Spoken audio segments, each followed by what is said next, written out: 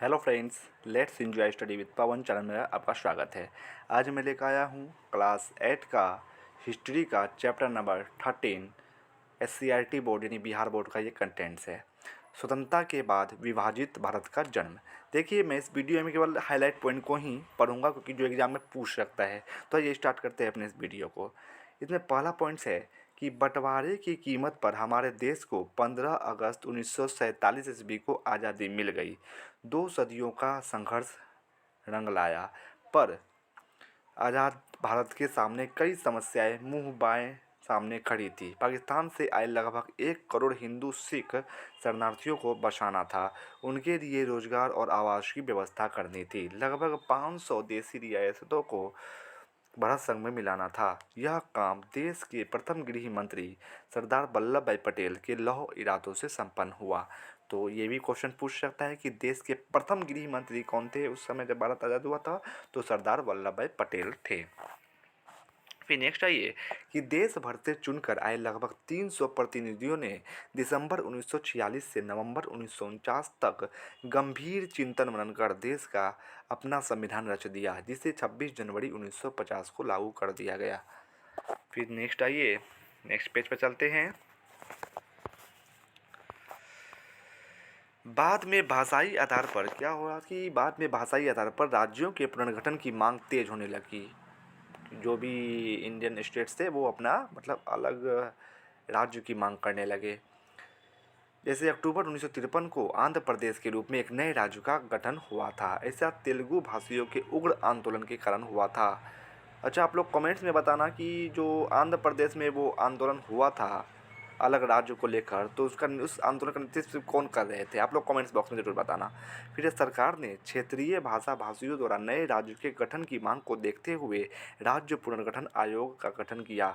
इसकी सिफारिश पर 1960 में बम्बई प्रांत, मराठी भाषी महाराष्ट्र एवं गुजराती भाषा गुजरात के रूप में पुनर्गठन हुआ। इन्हीं बम्बई प्रांत में पहले, आज तो सिर्फ बम्बई है, उस समय बम्बई और गुजरात दोनों था। इसीलिए पहले गुजरात और बम्बई क्या था, एक ही प्रांत था वो। फिर दोनों अलग हुआ कब, फिर दोनों अलग हो गया फिर 1966 में, फिर 1960 में दोनों अलग हुआ है। बम्बई और गुजरात दोनों अलग हुआ 1960 में। फिर 1966 में पंजाब से हरियाणा को, और आगे चलकर 2001 में उत्तर प्रदेश से उत्तरांचल को, जिसको आप उत्तराखंड बोलते हैं, और मध्य प्रदेश से छत्तीसगढ़ को, एवं बिहार से 2000 ईस्वी में झारखंड को अलग कर 28वें राज्य के रूप में गठन किया गया। फिर नेक्स्ट आइए कि भाषा के आधार पर राज्यों के गठन को लेकर देश के इन क्षेत्रों में अलगाववादी आंदोलन हुए। सबसे पहले आंध्र प्रदेश में तेलुगु भाषियों ने आंदोलन किया। नतीजतन 1 अक्टूबर 1953 को आंध्र प्रदेश नया राज्य बना। फिर तमिल, मलयालम, कन्नड़, बांग्ला, उड़िया और असमिया भाषियों के आंदोलन के कारण अलग अलग प्रांत बनते गए। फिर बम्बई प्रांत को भी 2 भाग में बांटना पड़ा। मराठियों के लिए महाराष्ट्र बना और गुजरातियों के लिए गुजरात बना। पंजाब से हरियाणा को अलग करना पड़ा और उत्तर प्रदेश के से उत्तरांचल को, मध्य प्रदेश से छत्तीसगढ़ को अलग करना पड़ा, तो बिहार से झारखंड को अलग करना पड़ा। अभी भी महाराष्ट्र से अलग करके विदर्भा, आंध्र प्रदेश से तेलंगाना एवं पूर्वोत्तर में बोडोलैंड के गठन की मांग को लेकर लगातार आंदोलन होते रहे हैं। फिर आइए नेक्स्ट पैराग्राफ पर चलते हैं। यहाँ देखिए वस्तुनिष्ठ प्रश्न है।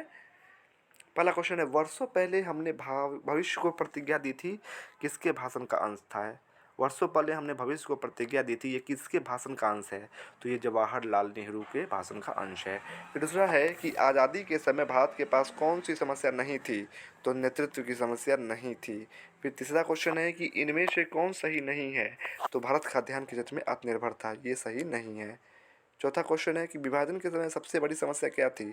तो धार्मिक उन्माद सबसे बड़ी समस्या थी वो। फिर पांचवा क्वेश्चन है, भाषा के आधार पर सबसे पहला किस राज्य का गठन हुआ है? तो वो है आंध्र प्रदेश, जिसका गठन 1 अक्टूबर 1953 को हुआ था। फिर छठा क्वेश्चन है कि अगर हिंदी उन पर थोपी गई तो बहुत सारे लोग जो थे भारत से अलग हो जाएंगे, किसने कहा था? तो कृष्णमाचारी ने कहा था कि अगर हिंदी उन पर थोपी गई तो बहुत सारे लोग जो है वो भारत से अलग हो जाएंगे, कृष्णमाचारी ने कहा था।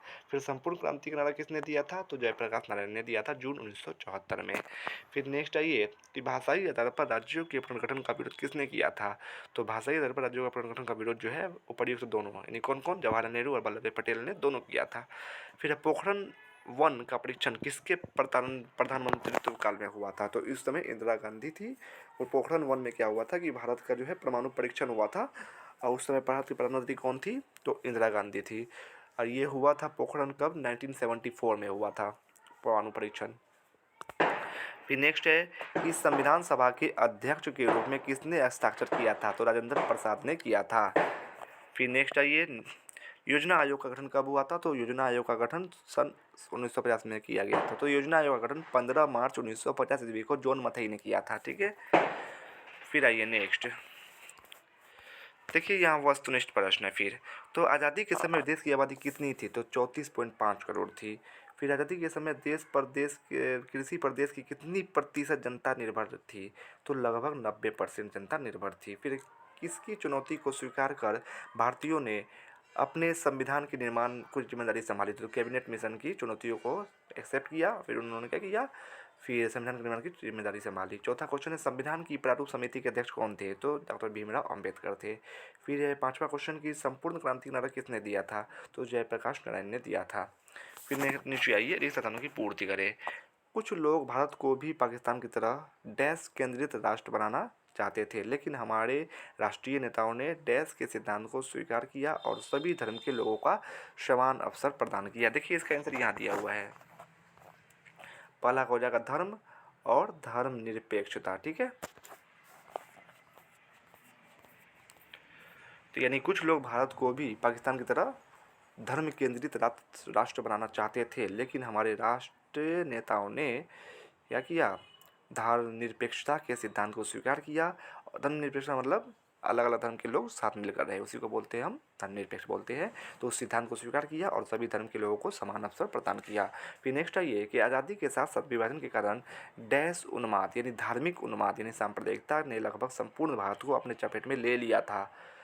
फिर हमारे संविधान में ने केंद्र और राज्य के बीच शक्तियों को डैश सूची में व्यक्त किया, तो यह तो पता ही है कि 3 सूची में बांटा है। और आप लोग कमेंट्स में ज़रूर बताना कि वो जो तीनों सूची है, संघ सूची, समवर्ती सूची और राज सूची, तो वो संविधान के किस अनुसूची में उसको डाला गया है, आप लोग कमेंट्स बॉक्स में बताना। फिर 1 अक्टूबर 1953 को डैश के रूप में एक नए राज्य का गठन हुआ, तो 1 अक्टूबर 1953 को आंध्र प्रदेश के रूप में एक नए राज्य का गठन हुआ। फिर नेक्स्ट आइए कि राज्य पुनर्गठन आयोग के अध्यक्ष कौन थे, तो राज्य पुनर्गठन आयोग के अध्यक्ष जो थे वो फजल अली थे। फिर मोस्ट इंपॉर्टेंट क्वेश्चन कि राज्य पुनर्गठन आयोग के अध्यक्ष कौन थे, तो फजल अली थे। फिर डैश में योजना आयोग का गठन किया गया था, तो 1950 में योजना आयोग का गठन किया गया था। तो वीडियो कैसा लगा कमेंट्स में ज़रूर बताना आप लोग, और अच्छा लगा हो तो प्लीज़ प्लीज़ प्लीज़ मेरे चैनल को सब्सक्राइब कीजिए।